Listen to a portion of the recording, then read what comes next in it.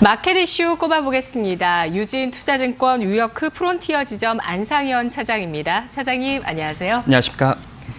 네, 오늘 모멘텀이 있는 주식들이 움직이고 있는 반등장인데요. 오늘 윤석열 관련 주식도 움직이고 있습니다. 대권 주자 선호도 조사에서 오늘 2위를 차지했다는 소식들 작용하고 있고요. 오늘 안상현 차장님께서 모멘텀으로 가지고 주신 부분은 지주사 전환입니다.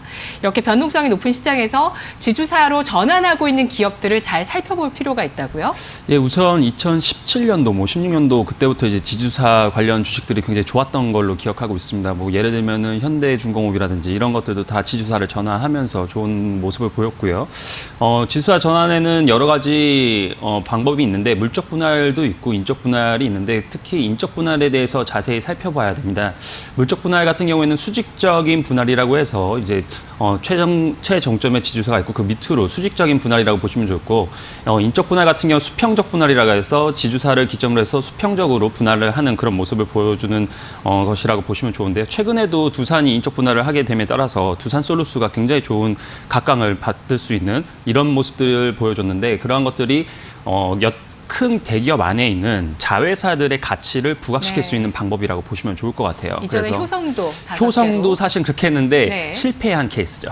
효성은 사실 왜 그럴까요? 왜냐하면은 거기서 효성 같은 경우에는 지주사 밑에 있는 자회사들의 가치가 크게 빛나질 않았습니다. 오히려 효성이 분할을 하고 나서 그거에 대한 이제 투자자들에 대한 이제 보상을 오히려 배당을 주면서 떨어진 이후에 상승을 하는 그런 모습들을 보였거든요. 효성만이. 효성만. 예. 그래서 그런 부분들이 중요하게 보려면 인적 분할을 할 시에 자회사의 가치를 정확히 체크해봐야 되는 그런 필요가 있다고 보시면 좋을 것 같고 네. 효성도 떨어지긴 했지만 그것을 되살리기 위해서 뭐 배당금을 많이 주게 됨에 따라서 효성이 다시 급격하게 상승하는 그런 모습을 보여줬다시피 안 좋은 기업들도 오히려 바닥일 때 잡을 수 있는 그런 여러 가지 기회가 있는 모멘텀이 있는 것이 이제 분할, 그다음 인적 분할, 그다음 지주사 전환 이런 것들이 있지 않을까라고 생각이 들어서 이번에 이렇게 굉장히 변동성이 큰 시장에서 지주사 전환이 있는 기업을 파악해 봐야 되고 투자를 해야 할 시점이라고 판단이 되고 있습니다. 네.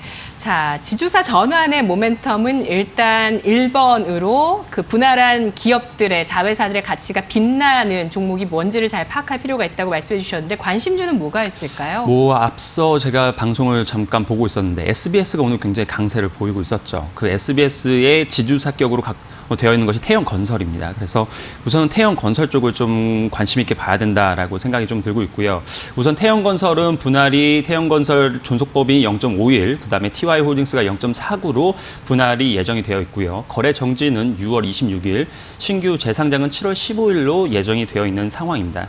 지금 태형건설의 시가총액은 1조 원 가까이 되는데 자본금이 지금 5천억씩, 그러니까 태형건설이 5천억, 그다음에 TY홀딩스가 5천억 이렇게 돼서 반으로 나눠지게 됩니다. 그런데 태형건설의 기본 체력만 봤을 때에도 2천억 원 가까이 되는 영업이익을 낼 수가 있는 상황입니다. 그러니까 5천억짜리 건설 회사가 분할이 됐는데 이 회사가 2천억의 영업이익을 내는 그런 상황이거든요. 그래서 그렇다면은 건설 회사 아무리 못 줘도 한 3배, 4배 준다고 하면은 3배 준다면 6천억 정도의 가치가 있는 것이고 4배 정도 준다고 하면 8천억 정도의 가치가 있는 회사로 분할이 되는 거라서 건설 회사가 그닥 좋진 않지만 그래도 6천억에서 8천억 사이의 가치를 받을 수 있는 태형건설이 하나 생기는 거고요. 그다음에 TY홀딩스도 자본금 5천억이거든요. 거기 그 5천억짜리 회사가 지금 자회사로 갖고 있는 것이 크게 보면은 태형건설이 뭐야라고 하시겠지만 실질적으로 그 밑에 있는 자회사들을 보게 된다면은 SBS를 가지고 있다는 점, 그다음에 TSK 코퍼레이션이라고 있습니다. 네. 이 회사가 사실은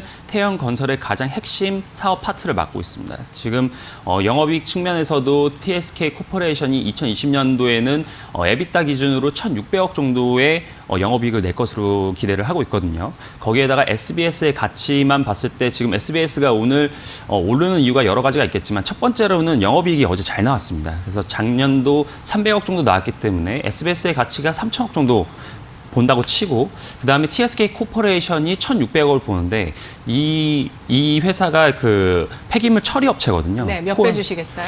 지금 대부분 20배 주거든요. 네. 근데 20배는 좀 무리라고 치고 10배? 10배 정도 준다 하면 1조 6천억이거든요. 예. 1조 6천억인데 지금 뭐 태형건설이 가지고 있는 지분이 70%입니다. 그래서 거기서 할인율 30% 한다고 쳐도 한 1조 가까이 되는 그런 가치를 가지고 있거든요. 거기에서 지금 보수적으로 2019년도의 가치만 보고 애널리스트들이 평가한 것이 8천억에서 9천억 사이입니다. 그래서 TSK 코퍼레이션에 대한 가치가 거의 9천억 정도 되고 SBS에 대한 가치가 뭐 3천억 정도 3천억? 예, 된다고 본다면은 그 밑에 또 SBS 콘텐츠 허브가 가지고 있는 현금이 1,000억이거든요. 네. 그러니까 전반적으로 봤을 때 굉장히 싸다. 이렇게 가치주의 성격을 가지고 있고 만약에 분할 이후에는 이 TSK 코퍼레이션과 SBS, 그다음에 SBS 콘텐츠 허브, SBS의 가치를 다시 한번 재평가 받을 수 있다라고 보시면 좋을 것 같고, 그다음에 지금 이렇게 됐을 경우에도 SBS가 지금 오늘 강하게 오르는 것이 굉장히 현금 흐름뿐만 아니라 매각 이슈 이런 것들도 있기 때문에